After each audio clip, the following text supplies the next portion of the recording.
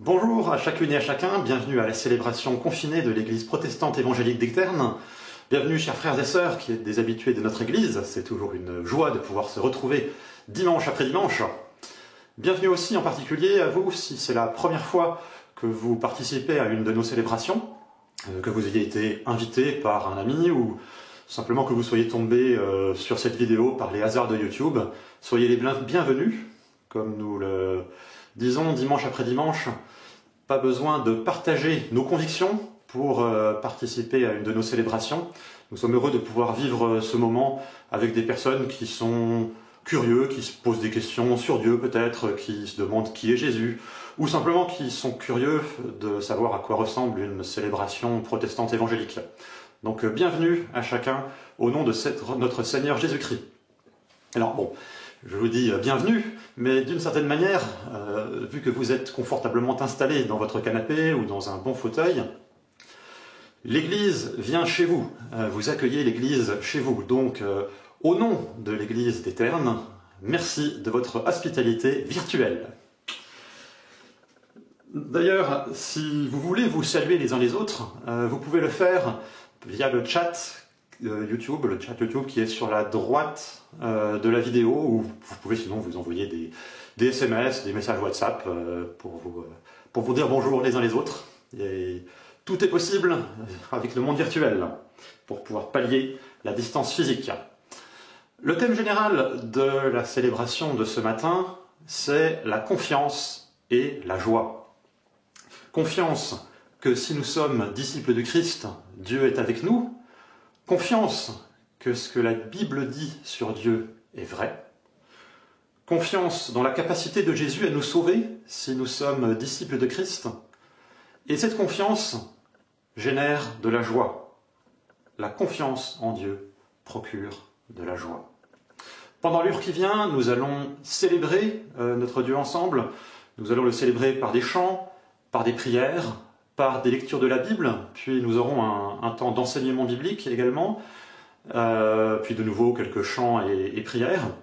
Et tout à la fin, en dernière partie de notre célébration, ça se passera sur Zoom, pour simplement discuter, prendre des nouvelles les uns des autres. Et bon, c'est toujours un temps chaleureux, sympathique.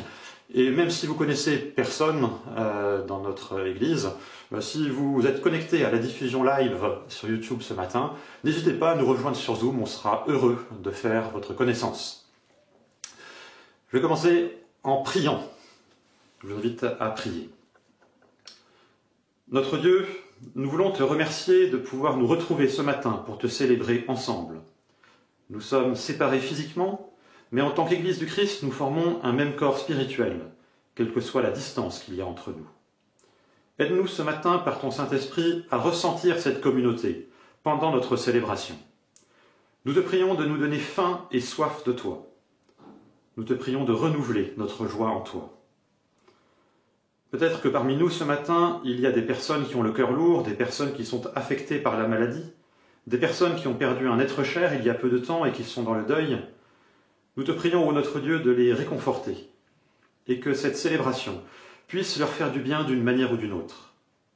Instruis-nous, Seigneur, par ta grâce, et bénis toutes les églises qui dans le monde se réunissent aujourd'hui autour de ta personne. Au nom de Jésus, le Messie, nous prions. Amen.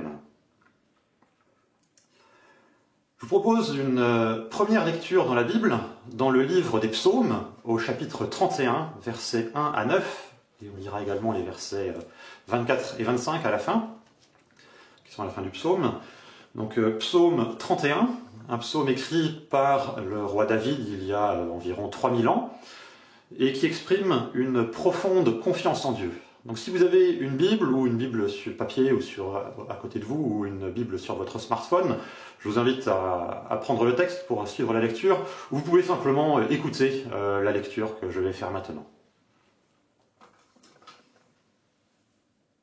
Psaume 31 à partir du verset 1. Au chef de chœur, psaume de David. C'est en toi, Éternel, que je cherche un refuge. Que jamais cela ne tourne à ma confusion.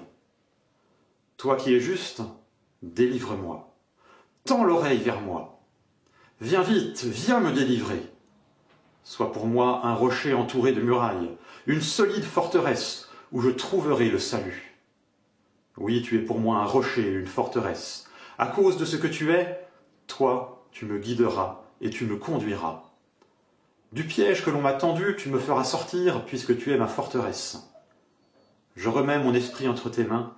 Tu m'as libéré, Éternel, toi le Dieu véritable. Je les hais tous ceux qui s'attachent à des idoles de néant. Je me confie en l'Éternel.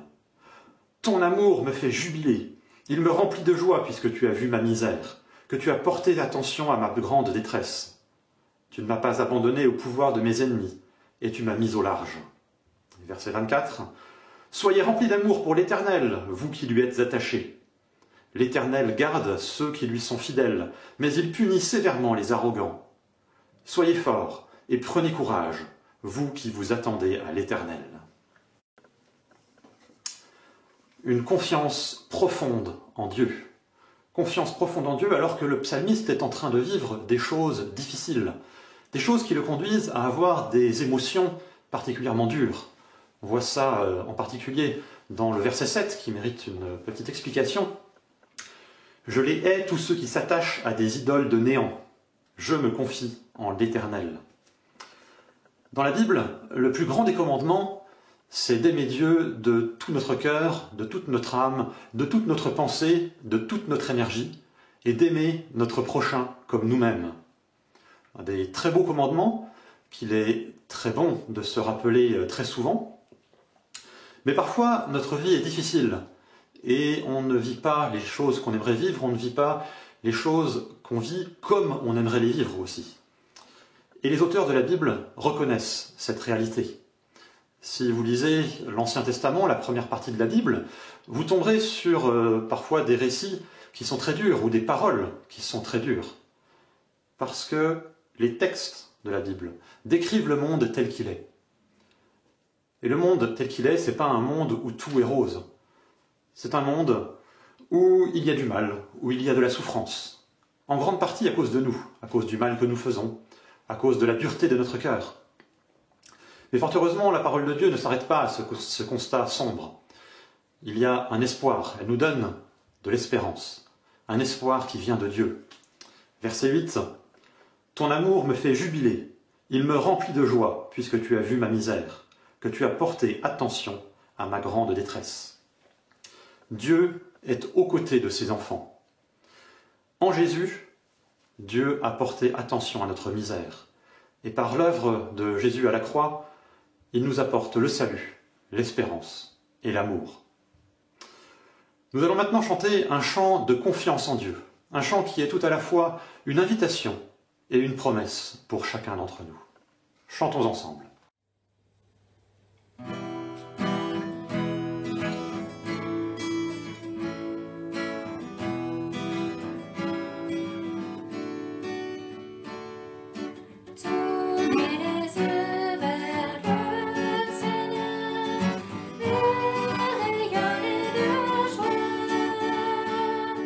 Chantez son nom de tout votre cœur, il est entre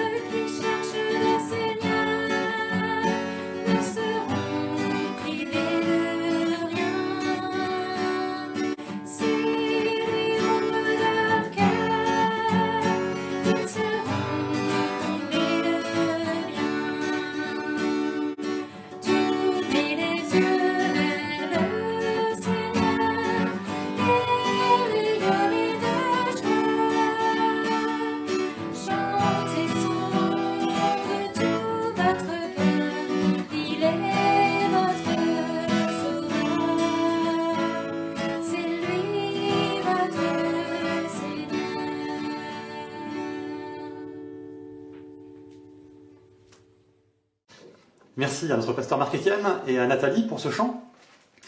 Maintenant, nous allons prendre un temps un peu plus personnel, un temps de confession des péchés et de repentance, un moment où nous voulons, chacun pour soi, avouer nos fautes à Dieu, avouer à Dieu le mal que nous avons commis ces derniers jours en pensée, en parole et en acte.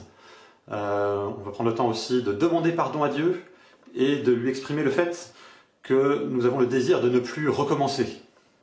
Nous prenons ce temps de confession en ayant la certitude que Dieu accueille favorablement tout pécheur qui se repent et que Dieu fait grâce à ses enfants. Nous allons donc prendre un moment de silence pendant 1 minute et juste après ce temps de silence, nous enchaînerons sur un chant que nous chanterons tous ensemble et qui est inspiré du Notre Père, la prière que Jésus a donnée comme exemple à ses disciples.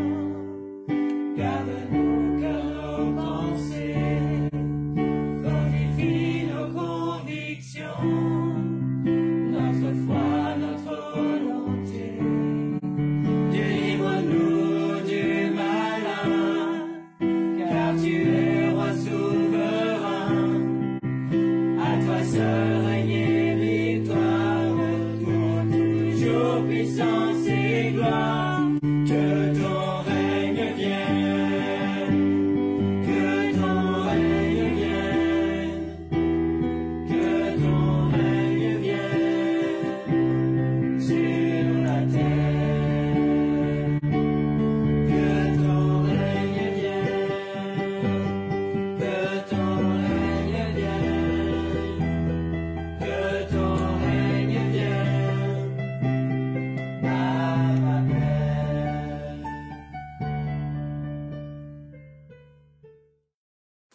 Merci à Laura, Nicolas, Samuel et Alexandre pour ce chant. Depuis quelques semaines, nos prédications du dimanche sont sur la fin de l'évangile selon Luc. Aujourd'hui, nous arrivons à la fin, au dernier chapitre de l'évangile selon Luc, et pour pouvoir remettre en perspective ce texte sur lequel nous allons méditer tout à l'heure, nous allons écouter la lecture du début du premier chapitre de l'évangile selon Luc. Luc 1, des versets 1 à 4. Plusieurs personnes ont entrepris de composer un récit des événements qui se sont passés parmi nous, d'après ce que nous ont transmis ceux qui en ont été les témoins oculaires depuis le début et qui sont devenus des serviteurs de la parole de Dieu.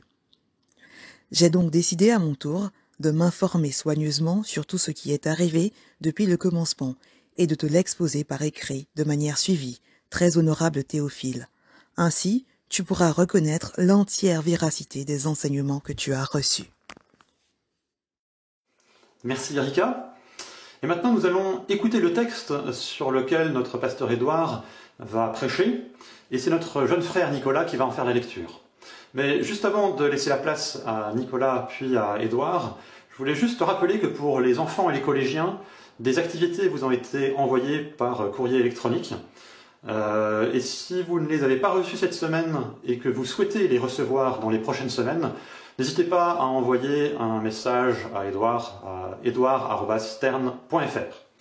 Je laisse maintenant la place à Nicolas pour la lecture de Luc chapitre 24 à partir du verset 36 jusqu'à la fin. Un grand merci à Nicolas et donc je lui laisse la place et ensuite il y aura la prédication de notre pasteur Édouard.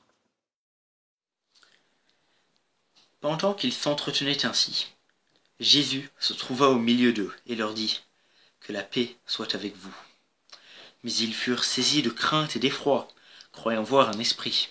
« Pourquoi êtes-vous troublés, leur dit-il. Pourquoi les doutes envahissent-ils votre cœur? Regardez mes mains et mes pieds, et reconnaissez que c'est bien moi. Touchez-moi et regardez, car un esprit n'a ni chair ni os.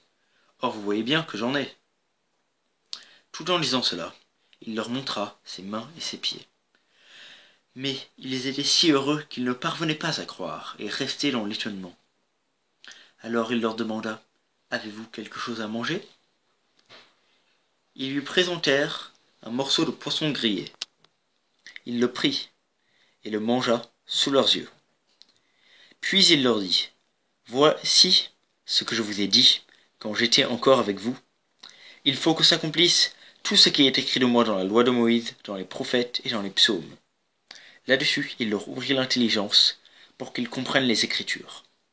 « Vous voyez, leur dit-il, les Écritures enseignent que le Messie doit souffrir, qu'il ressuscitera le 3e jour, et qu'on annoncera de sa part à tous les peuples, en commençant par Jérusalem, qu'ils doivent changer pour obtenir le pardon des péchés. Vous êtes les témoins de ces événements.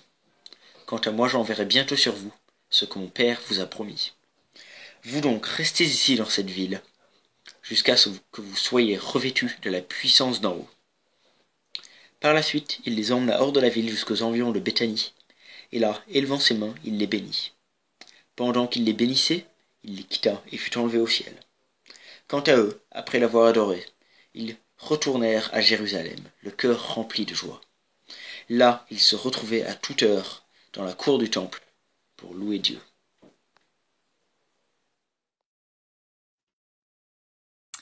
Chers amis, bonjour.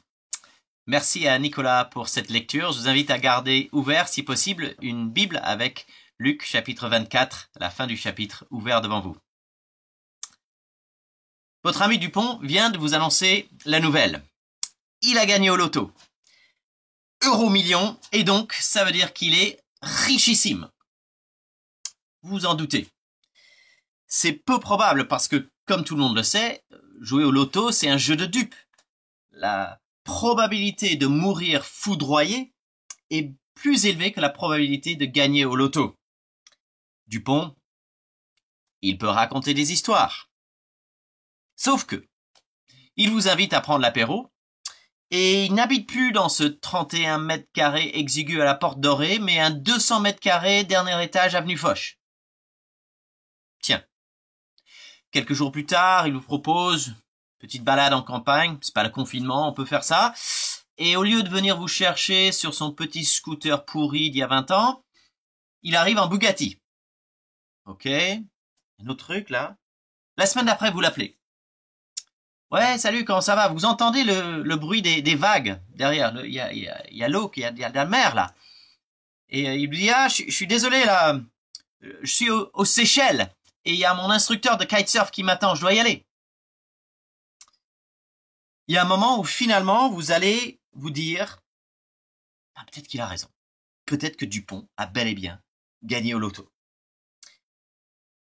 Vous ne pouvez plus refuser devant ces indices répétés, devant ces preuves après preuves, un élément, un autre élément qui se rajoute. Dupont a gagné au loto. C'est possible. Chers amis, le doute est humain. Le doute peut être bon, le doute a sa place.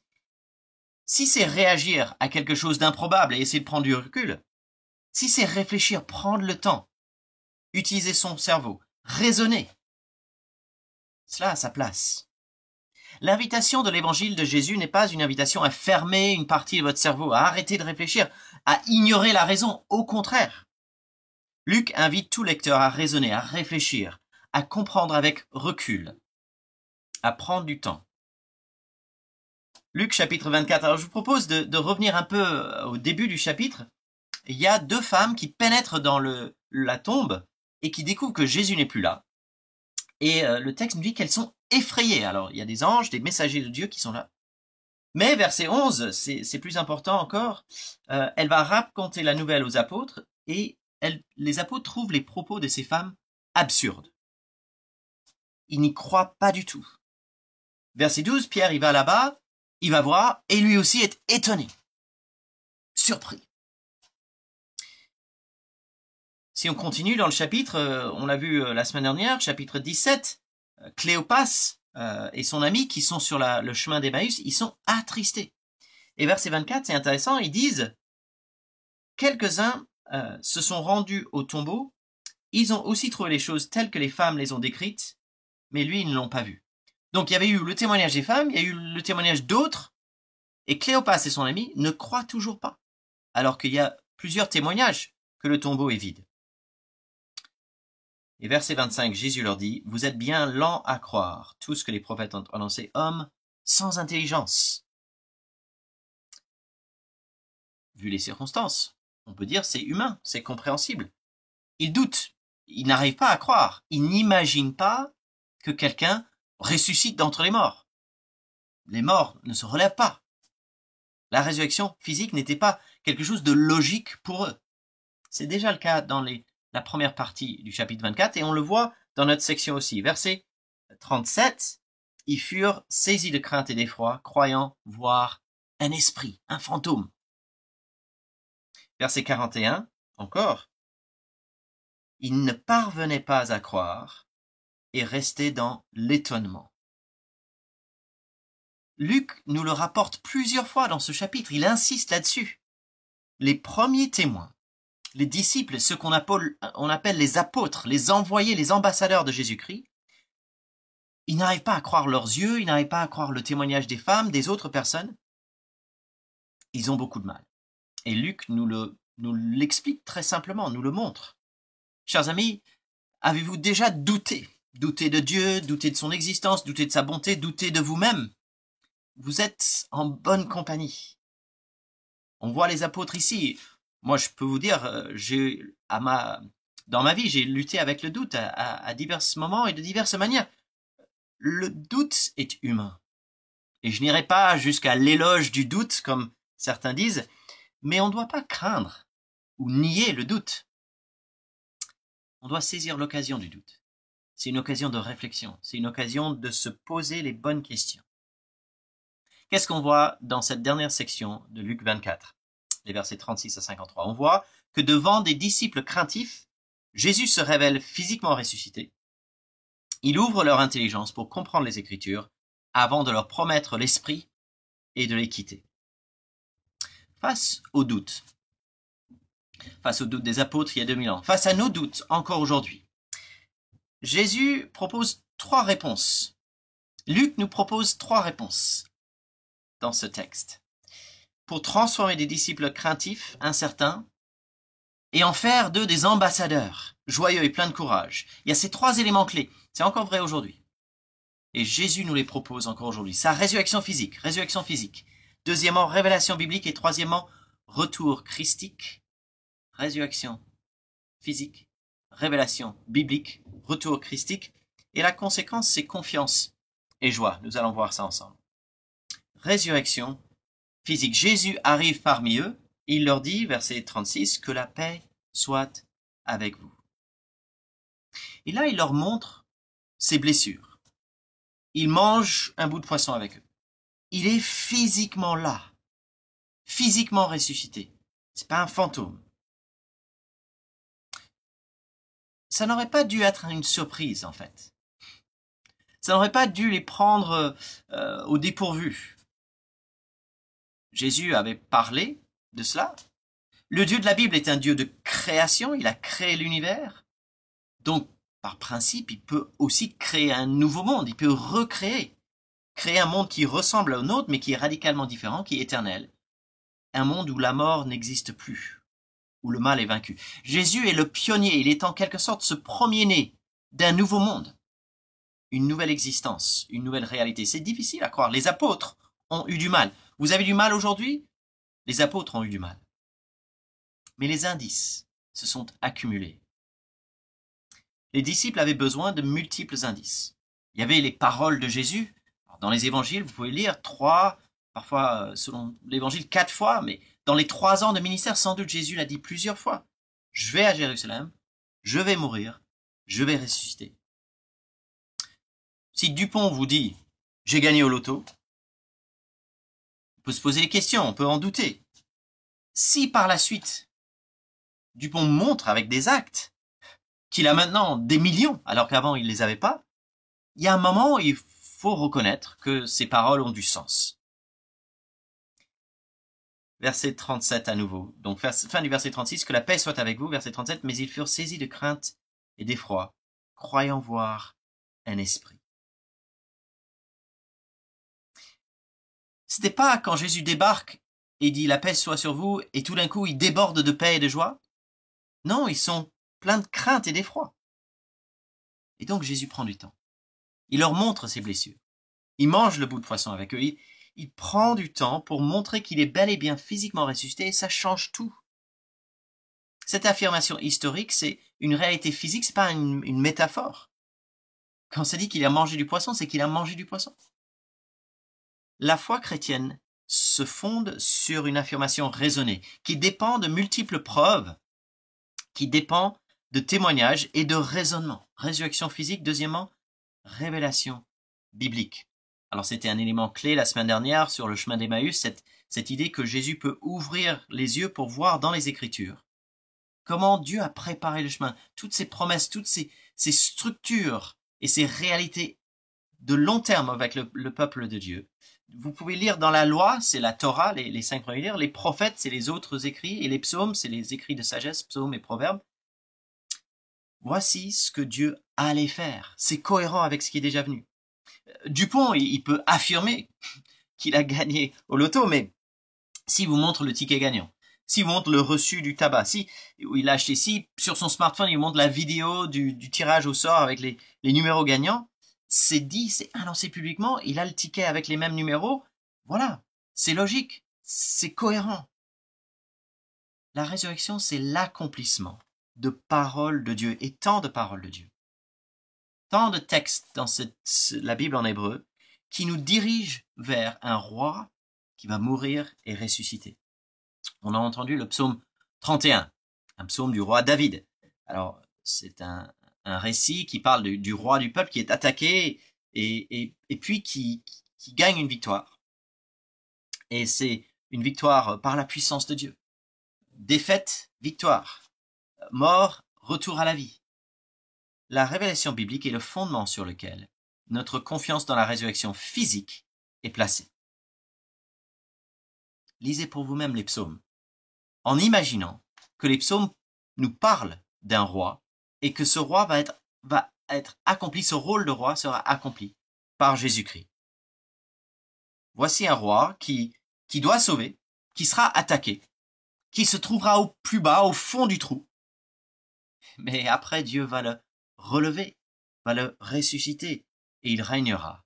Il sera victorieux par la puissance de Dieu. Résurrection physique, deuxièmement, révélation biblique, troisièmement, retour christique. Alors, j'ai triché un peu parce que dans un sens, il y a deux retours. Verset 49. Quant à moi, j'enverrai bientôt sur vous ce que mon Père vous a promis. Vous donc restez ici, dans cette ville, jusqu'à ce que vous soyez revêtus de la puissance d'en haut. Jésus va partir, c'est la fin, donc le deuxième retour, c'est Jésus qui monte au ciel, qui retourne auprès du Père. Mais avant ça, il annonce un retour du Christ par son esprit. L'esprit de Christ va donner confiance et puissance pour que ses apôtres craintifs puissent devenir des témoins joyeux, des ambassadeurs, les ambassadeurs officiels. Donc ça sera à la Pentecôte, ce retour christique de l'esprit. Et puis la fin, c'est le retour de Jésus qui quitte ses apôtres pour retourner auprès du Père. Pour les disciples, le retour le plus important, c'est le retour de Jésus par son esprit, pour les équiper, les transformer, les renouveler. Des disciples qui étaient craintifs, et ils étaient remplis de peur, à la fin ils sont joyeux, et on verra, si vous lisez la suite, que c'est des hommes qui ont bouleversé le monde, qui ont été prêts à faire des exploits. Peut-être vous l'avez remarqué quant à votre ami Dupont. Depuis qu'il est richissime, il semble plus à l'aise, plus confiant, il parle plus librement. Mais Dupont, il n'a gagné que des millions. Jésus a gagné l'éternité pour son peuple. La mort n'a plus aucune force, une vie indestructible, mieux que toutes les fortunes de la terre. Une vie au-delà de la mort, une vie éternelle, ça vaut plus que toutes les fortunes de la terre. Par l'Esprit, les disciples reçoivent une nouvelle confiance, une liberté intérieure qui leur permet de faire face à la prison, à l'exil, à la mort pour certains, sans faillir. Voici des hommes qui se sont enfuis lorsque les soldats sont arrivés pour arrêter Jésus. Après, les pires menaces des chefs politiques et religieux de leur peuple de l'époque n'ont rien fait. Que peut nous faire un homme? La prison. L'apôtre Paul l'a dit ainsi, ni la mort, ni la vie, ni les anges, ni les dominations, ni les puissances ne pourra nous arracher de l'amour de Dieu en Jésus-Christ. Le retour christique de l'Esprit confirme cette transformation. Verset 37, ils sont saisis de crainte et d'effroi, ils tremblent. Verset 53, ils louent Dieu. Verset 52, ils sont remplis de joie. Ils tremblent au début, ils louent Dieu à la fin. Résurrection physique, deuxièmement, révélation biblique, troisièmement, retour christique. Confiance et joie. Confiance et joie. Ce texte a commencé au verset 36 avec ces mots de Jésus, « Que la paix soit avec vous ». Qui n'a pas besoin de paix? Qui n'aurait pas envie de plus de paix dans leur cœur et dans notre monde? Qui n'a jamais de doute ni de crainte? Et qui ne voudrait pas remplacer doute et crainte par la paix? Chers amis, demandez à Jésus confiance et joie, paix et louange. Le doute est humain, le doute est normal, souvent la bonne réponse à une situation étonnante ou inédite. Mais quand on regarde à Jésus, sa résurrection physique, sa révélation biblique, avec l'aide de son esprit, on va goûter à sa paix, à la confiance, à la certitude, à la joie. Il est normal de répondre à ces choses par un cœur de louange, par des chants. C'est l'expression d'une liberté intérieure, d'un cœur en paix. Au début de son évangile, Luc s'adresse à Théophile, peut-être un ami, peut-être un personnage fictif, parce que le mot veut dire celui qui aime Dieu. Théophile, il aime Dieu. Et pour lui dire qu'il a écrit pour que Théophile ait la certitude de ses enseignements et soit bien assuré dans ce qu'il a reçu. Et on voit à la fin de l'évangile, ceux qui étaient craintifs, qui sont maintenant rassurés, et donc qui sont pleins de joie, et qui veulent louer, adorer Dieu, célébrer la bonté de leur Dieu. Ils expriment par ces louanges cette liberté intérieure d'un cœur en paix. J'aimerais maintenant dire deux mots à ceux qui m'écoutent et qui aujourd'hui sont pas convaincus par Christ, par l'Évangile. Les deux mots que j'aimerais vous présenter, c'est juste venez voir. Pour comprendre la confiance et la joie, venez voir. demandez à un ami chrétien quel est l'impact de l'évangile dans son quotidien, de sa relation avec Dieu. On espère au mois de juin de pouvoir se retrouver physiquement. Venez voir. Discutez avec des disciples de Jésus à l'église éternelle. Est-ce que la confiance et la joie font partie de leur vie ou pas? Si oui, d'où est-ce que ça vient? Souvent, j'aime poser cette question à ceux qui nous visitent un dimanche. Alors, malheureusement, c'est pas le cas à distance, mais juste de demander aux gens, qu'est-ce que vous avez observé aujourd'hui? Est-ce qu'il y a quelque chose que vous avez noté? Vous êtes peut-être là pour la première fois, ou vous connaissez pas l'église. Et souvent, on m'a dit, les gens chantent ici. Dans votre chapelle, dans votre église, on entend chanter les gens. C'est entraînant, c'est assez, c'est touchant presque. C'est un détail que les gens chantent, mais c'est pas un détail, chers amis, car le chant exprime confiance et joie. Jésus est ressuscité. Il a vaincu la mort. Nous voulons chanter. Nous voulons célébrer cela. Le chant, c'est une confiance dans la résurrection physique. C'est une confiance dans la révélation biblique. C'est une confiance que l'Esprit de Jésus exprime à travers nous. Venez voir. Toute affirmation extraordinaire mérite des preuves approfondies. Venez voir. Lisez pour vous-même ces textes, Luc et les autres. Réfléchir aux preuves que Luc apporte. Et j'aimerais maintenant parler à ceux qui sont disciples du Christ. Ça nous arrive de connaître des moments où la joie et la confiance nous manquent. Ça peut être une souffrance particulière qui nous frappe, ça peut être un deuil, ça peut être un virus. On peut connaître une variété de galères dans la vie. Ne pensons pas qu'il faut faire semblant, chers amis. Ne faisons pas semblant. Ne soyons pas dans une logique de dire il faut refuser le doute, jamais je doute. Non, non. Luc n'a pas caché les doutes et les craintes des apôtres. Mais devant cela, il présente des preuves. Jésus et ses blessures, son poisson qu'il mange. Choisissons de contempler avec sérieux Jésus ressuscité physiquement. Choisissons de contempler avec attention la révélation biblique. Choisissons de faire appel avec persévérance à l'Esprit de Jésus-Christ. Demandez à l'Esprit qu'il agisse dans nos cœurs pour nous renouveler. Car oui, le doute peut nous bouleverser, la tristesse peut nous submerger. Chers amis, Jésus est physiquement ressuscité et la révélation biblique déborde de richesses qui nous parle de ce Messie, de ce roi ressuscité. Et l'Esprit de Jésus est puissant pour renouveler notre pensée, toucher nos cœurs et apporter sa paix, la paix de Jésus-Christ.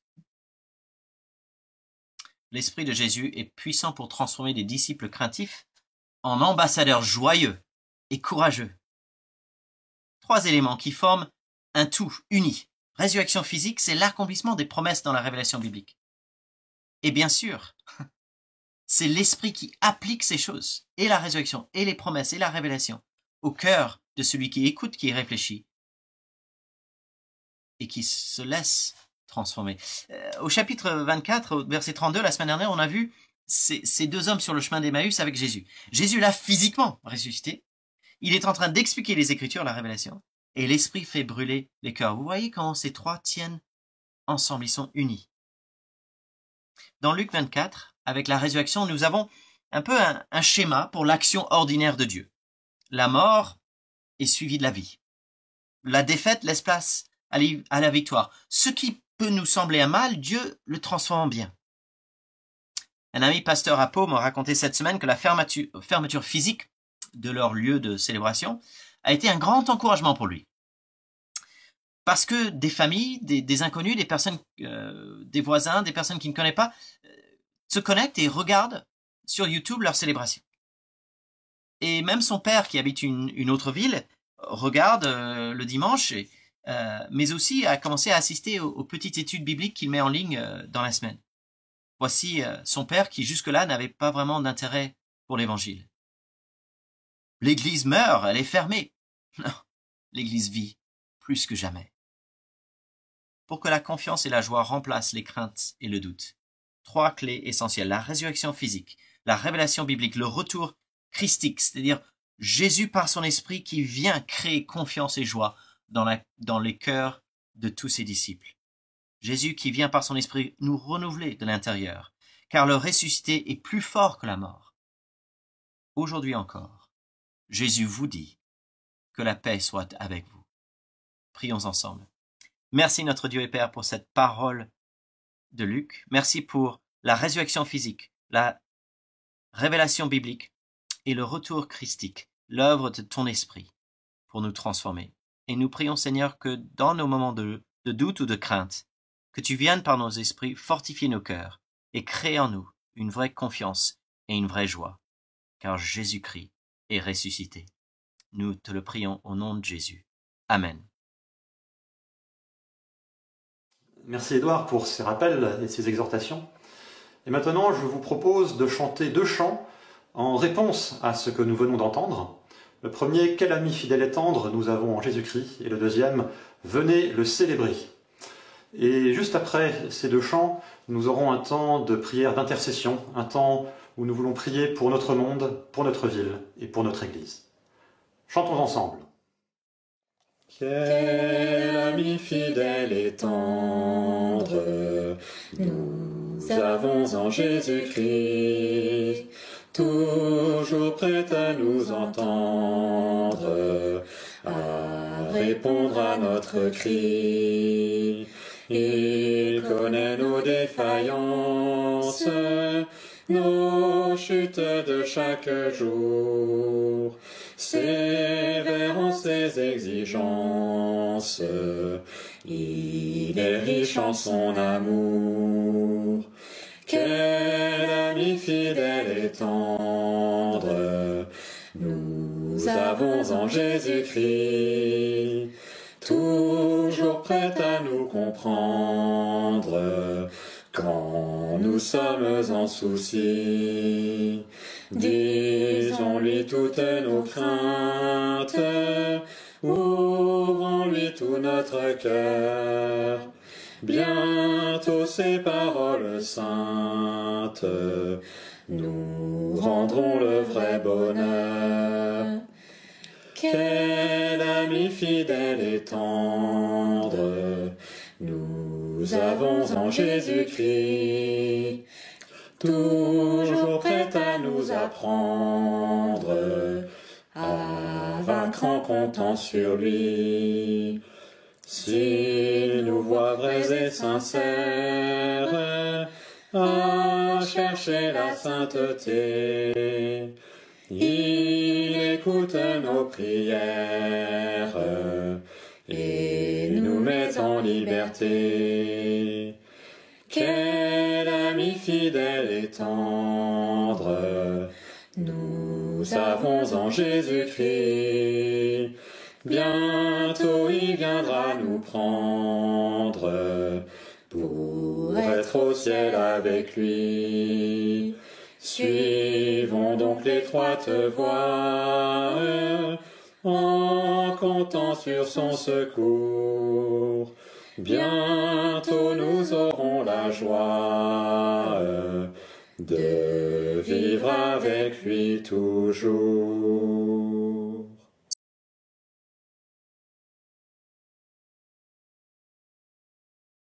Venez le célébrer, sans doute amour, venez le chanter.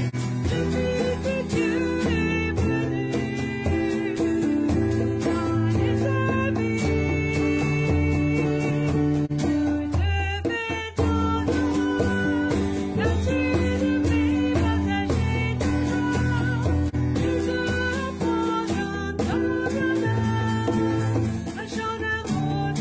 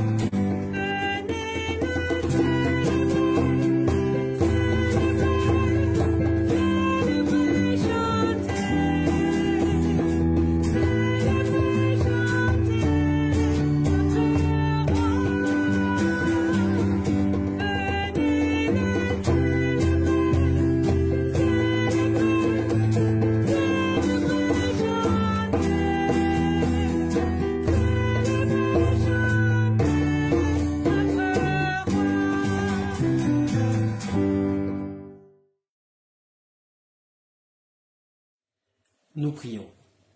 Notre Père, toi qui es infiniment sage, nous te remercions car depuis la chute de l'homme au jardin d'Éden, tu as élaboré le plan du salut.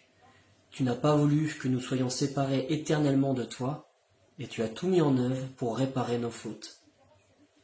Éternel, toi qui es saint, nous te demandons pardon pour nos péchés, car nous avions rejeté ton autorité et méprisé le sacrifice de ton Fils. Maintenant que nos dettes ont été payées, donne-nous de marcher d'une manière digne de toi, afin que notre témoignage puisse amener d'autres personnes au plan du salut. Jésus, roi serviteur, toi dont les mains tenaient la terre, tu les as livrés volontairement au clou de la colère.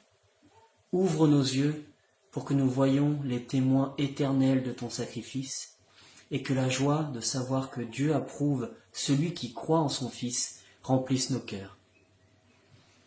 Jésus-Christ, notre Sauveur, nous te remercions car tu nous apportes la paix. Nous avons l'assurance de notre salut par ta présence dans nos vies.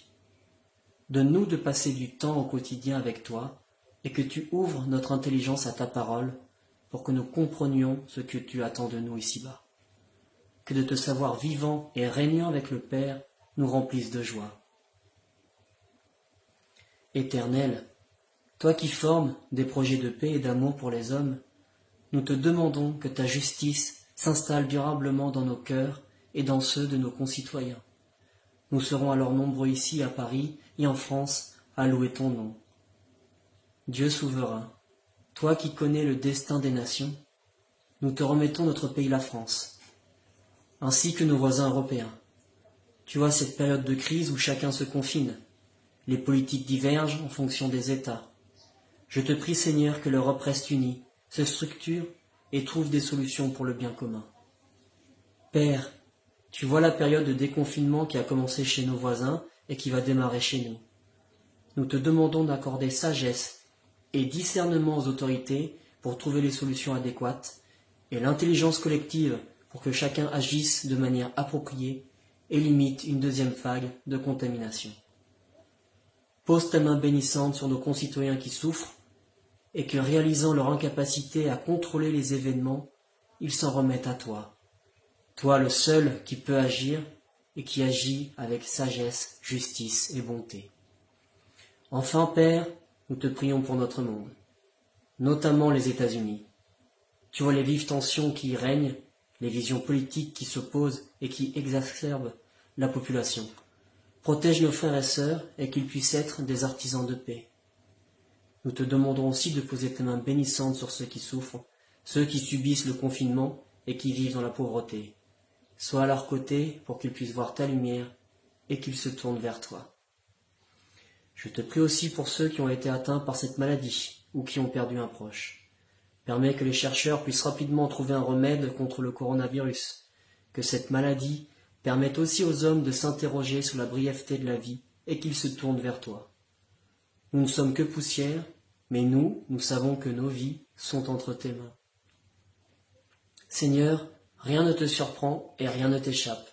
Nous te remercions et nous te bénissons car tu es souverain.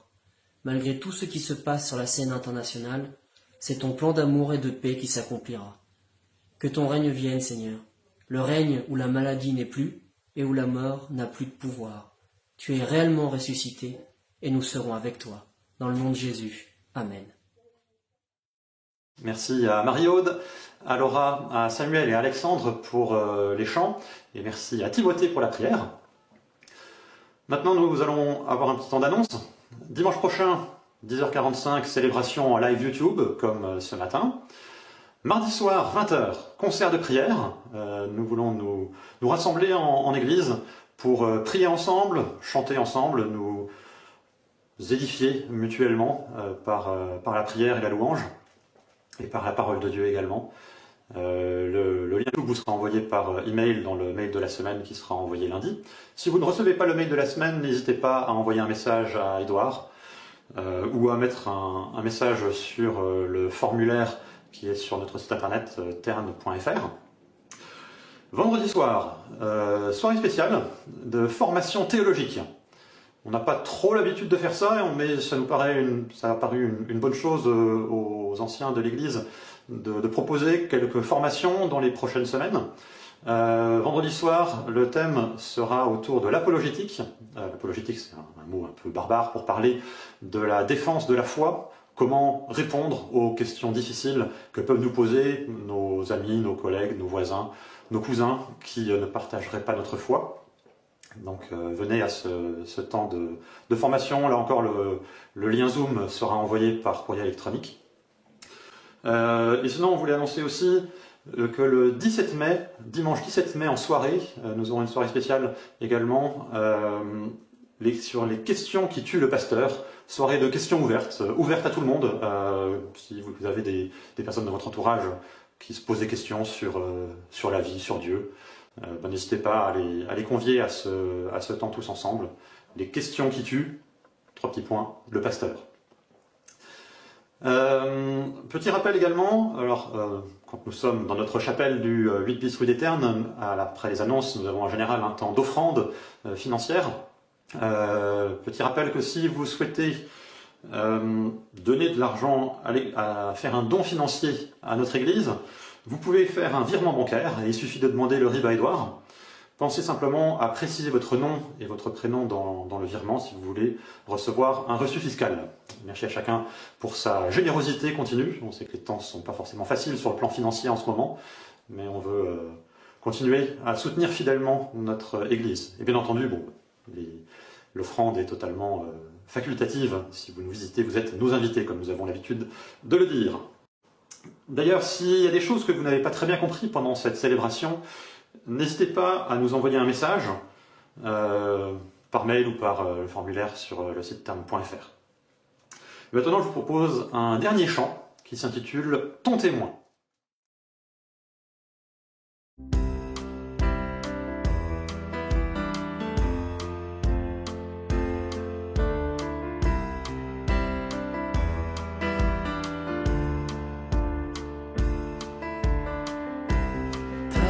Ta mort m'ont bouleversé.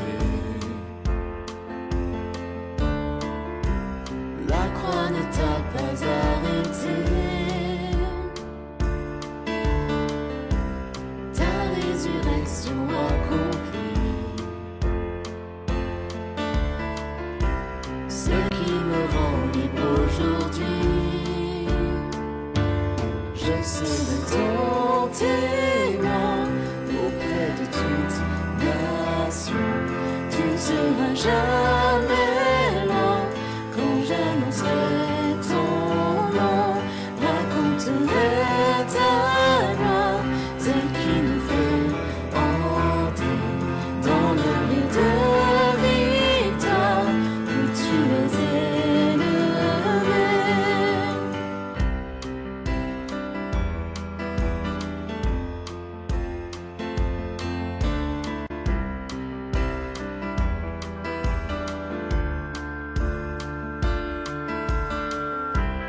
Avant ta glorieuse ascension, tu m'as laissé cette mission, accompagnée de ton esprit. Je me lève et je t'obéis. Je serai ton témoin auprès de toute nation. Tu ne seras jamais loin quand j'annoncerai ton nom. Raconterai ta gloire, celle qui nous fait entrer dans le lieu de victoire où tu es élevé.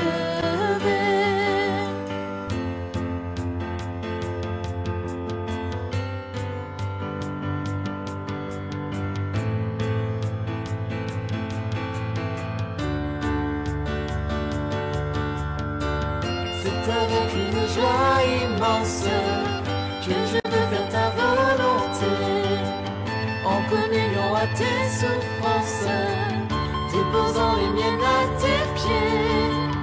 C'est avec une joie immense que je veux faire ta volonté,